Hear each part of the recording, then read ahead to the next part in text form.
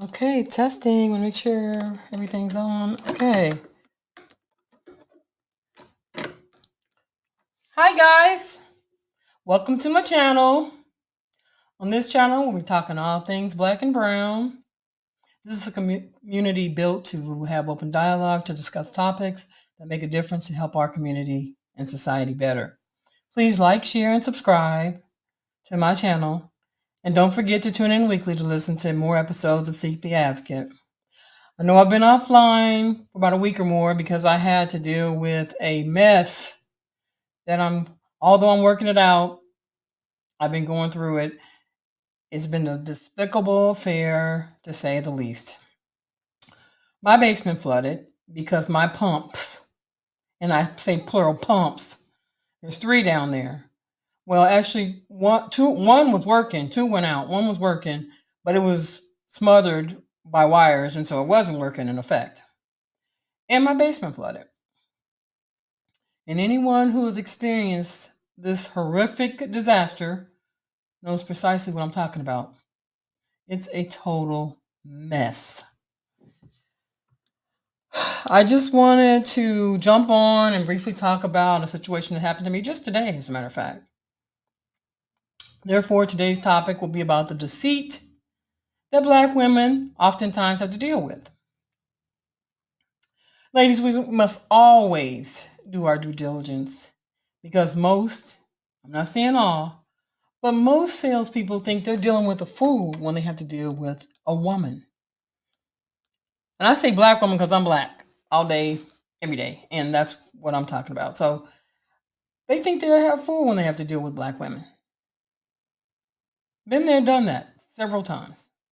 And it's really just, nerve-wracking, but that's what they think. And most people, salespeople, initially mark up their product or service by 40% so that they have negotiating room.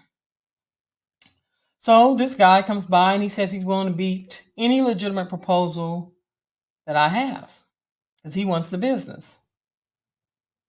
So I provided him 4 proposals. And of course, the 2 lowest, he stated he wasn't going to be able to do anything about them because, like they weren't legitimate proposals, which they were. They were legitimate companies.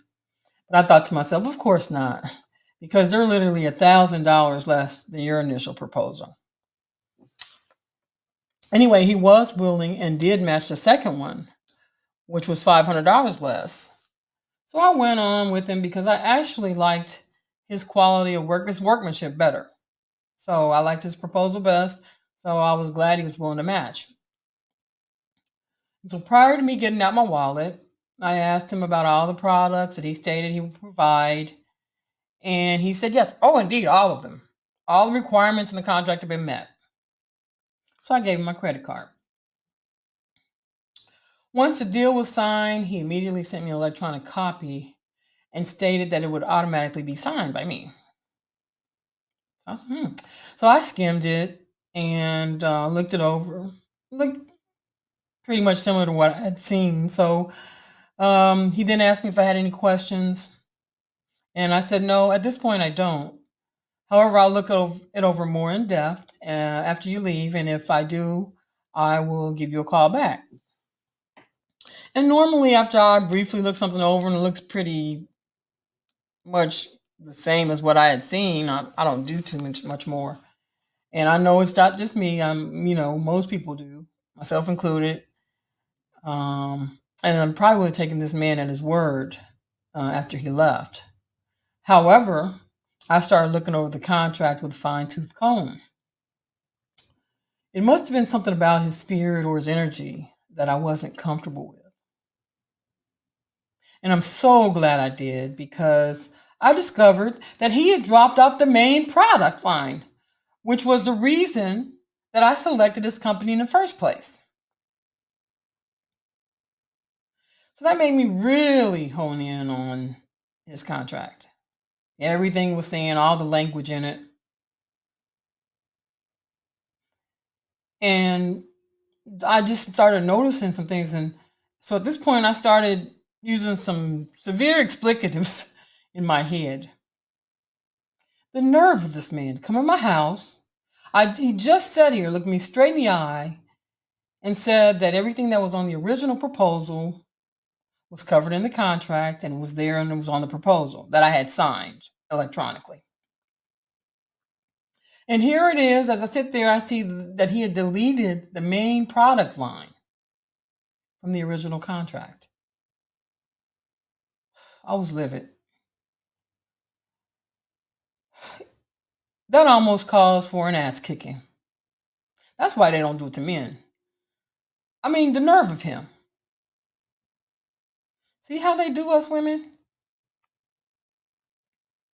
You know, when I go out and get 4 additional estimates on top of yours, they should have told you that I'm not playing. And I'm not. Because I don't ever want to do this shit again. It's horrible. It's horrible. People just flat out don't care and quite frankly will tell you anything. Ladies, you have to read the fine print of your contracts. I mean, just less than 15 minutes earlier, this devil looked me in the eye and said everything was included. Everything from the original contract that he promised was right there. And I specifically asked him about the product line that I wanted. And of course, oh yeah, it's there. Wow, I was outdone. So I immediately messaged him and said, I'm going to read you verbatim what I said. Hi, Michael. After looking over the fine details of your contract, I do have some additional questions. The triple safe isn't included in the product section of your contract. I double checked with you prior to payment, and you said that the triple safe product was a part of your contract. You assured me that it was. Is it included or not?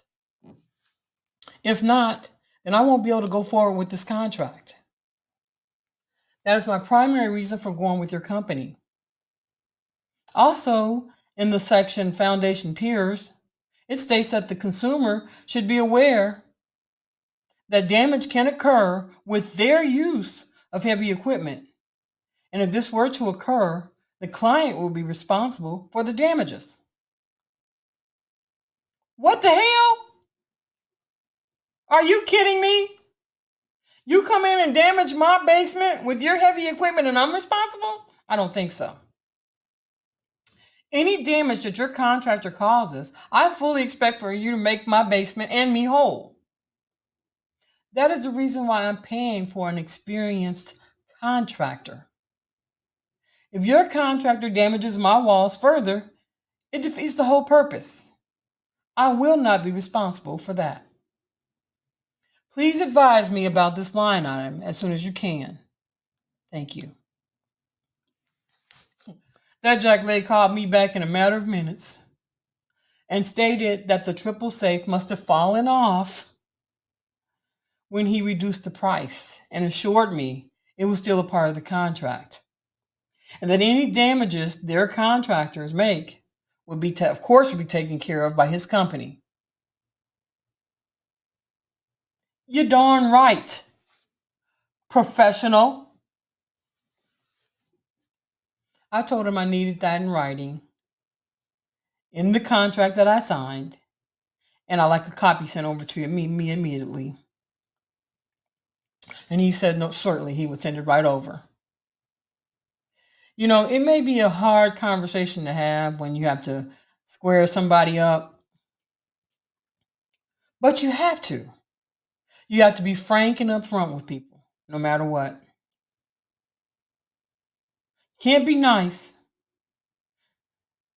and it is what it is. Especially in a situation. I was like this. I wasn't mean or nice, but I could have gotten meaner, and I would have actually, if they want your money, business, really money, but business, they'll make the adjustment that they promised to make in the contract if they took something out. Or you might have to make them make the adjustment. Because if he would not have included it back into our agreement, then it would have been a no for me. You see, ladies, the shadiness we have to put up with. Guaranteed, if I had not gone over the contract and caught this trickery, because he knew what he was doing, it didn't fall off the contract, I wouldn't have gotten the product I was purchasing. You get 3 days to change your mind and rescind a purchase on a contract, and then you're locked in. You're on the hook for the contract. He smooth deleted it because I made him honor the competitor's price. That trickery alone almost made me choose another company. Because it's an assault to my intelligence, and it's an assault to anybody's intelligence when they think they're getting over on you. But you know, they're all pretty much the same. That's why it's up to you to do your due diligence. You have to look over the contract. He just took it right out and lied in my face and said it's in there. They will promise you the world, and in the end, give you the minimum amount possible. So that's why you must read the small, fine print. It's rough out here for us. It's like Oprah said in The Color Purple. All my life I had to fight.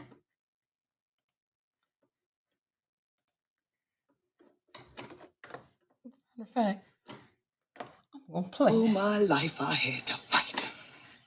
I had to fight my daddy. I had to fight my uncles. I had to fight my brothers. Girl, child ain't safe in the family names. But I ain't never thought I had to fight in my own house. I love Harpo. God knows I do. But I kill him dead before I let him beat me. And that's a hook print. I love that part of The Color Purple. I love it. I kill him dead before I let him beat me. And that's really the stance you pretty much have to take as a woman in our society. Be diligent, ladies. Don't take nobody's word for something that they're promising you at face value, even if they're looking you straight in the eyes. Or you'll be hit. Because if it's not in writing, it doesn't exist. So that was my comment for today. Question: do you agree or disagree with what I've said here? Black women must always read the fine print. I know that it can be a cumbersome process, but take it from me, somebody who's been fooled a time or two. You have to do what you have to do, unless you want to be ass out. Have you made the mistake of trusting someone at face value? How did that turn out for you? Please let me know in the comments and feel free to join in the conversation. Till next time, bye, stay safe, and be blessed.